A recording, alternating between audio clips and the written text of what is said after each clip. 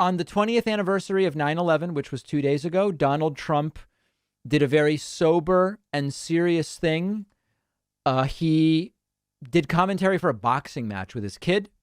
Here is I guess you would call this a promo. We're here at Hard Rock in Florida, and we're going to have hopefully a Florida great night with a lot of great champions. And they're going to be, for them, they're going to be having a good time. I wouldn't want to do it. A lot of people wouldn't want to do it, but they look like they're going to have a good time. I just saw a couple of the fighters, and they love doing this stuff. So, if you had hinging forward at the waist on your bingo card, you can cross that off right now. we're going to watch Evander and Vitor. We're going to watch Anderson Silva. Tito, great one. Tito is fantastic.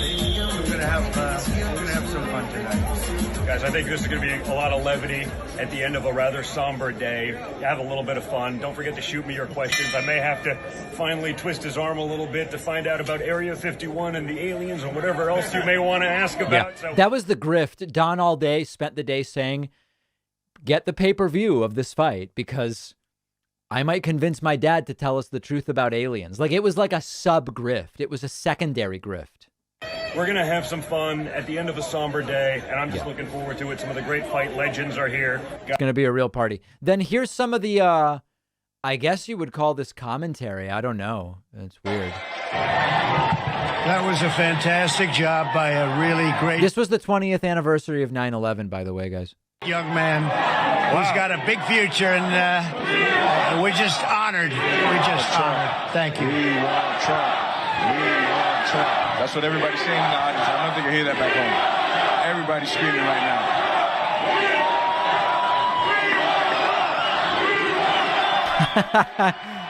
God, this is so stupid. But people are going nuts. This is the main event in itself. I'm going to get to the Moonies clip. Everybody relax. We're getting to that. Thank you very much. What an amazing rendition of the national anthem.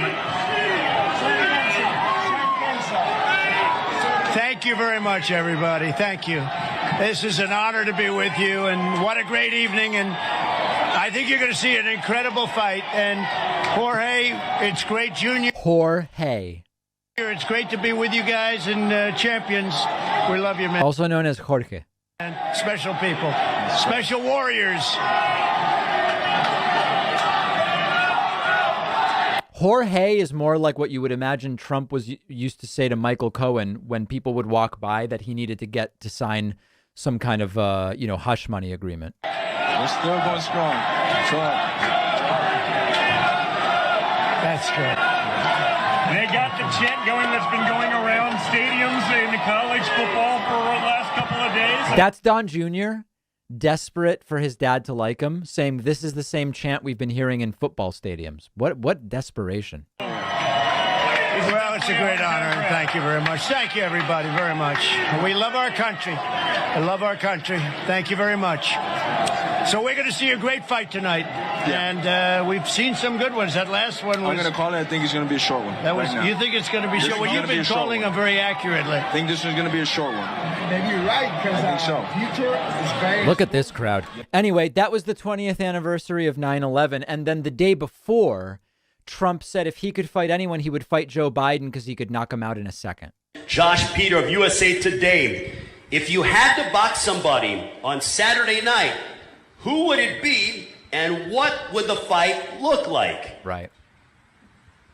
Well, if I had to pick somebody in the world, not only a professional boxer, because I'll take a pass on the professional boxers, that can be a very dangerous subject. But if you said, if I had to box somebody, Anybody. I think probably my easiest fight would be Joe Biden, because I think he'd go down very, very quickly, very, very quickly. You know, he once said, "Oh, I'd like to take him behind the bar," and he'd be in big trouble if he ever did. Now, I think Biden would go down within the first few seconds. The first few seconds. It seemed, I mean, honestly, like, let's just pretend to take this seriously, and then we'll get to the Trump Moonies thing as we get very close to this rally. I think if it was boxing, I think Trump would far more quickly be exhausted by the weight of the gloves than Biden. So I think Biden would probably have the advantage. That's my set. Like, we're pretending that this is a real thing, even though this is a former president saying he would fight the current president and win. I think the weight of the gloves would tire Trump out so quickly that he would just be a sitting duck. If it was more of a mixed martial arts thing, my sense is Trump's lack of speed, as soon as Trump falls, he's done, right? Like, I don't know. Yeah, I don't know. Okay. All right. Next, we've got, so this is an interesting thing. Trump, I actually don't even understand what this is. So the description is Trump gave a speech for the deity of the Christo-fascist cult, the Moonies. Trump praised the authoritarian mind control cult for their incredible story. Yeah. So, Church of, it's like Sung Yun Moon or something like that. The Unification Church. Oh, hold on.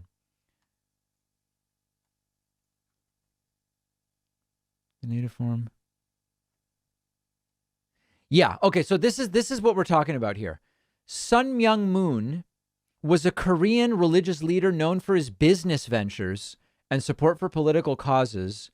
A Messiah claimant, he was the founder of the Unification Movement, members of which consider him and his wife Hak Jahan to be their true parents, and of its widely noted blessing or mass wedding ceremony. It's a whacked out cult, okay? And this was Trump's, I guess, speech to them. It's weird. I want to thank the Universal Peace Federation. Oh, wait a second. Universal Peace Federation is something else, right? And in particular, Dr. Hawk Jahan Moon. Okay, that's the wife. So maybe this is an offshoot movement. A tremendous person for her incredible work on behalf of peace all over the world. Her story of escaping from North Korea at 5 years old, at the outset of the Korean War, is an amazing example of the power of faith in Almighty God. I also want to thank her late husband, Reverend Moon, for founding the Washington Times. Oh, God. For which I have tremendous respect and admiration. Bizarre. Like, I don't even know that I have a commentary necessarily because it's just all completely crazy. Completely crazy.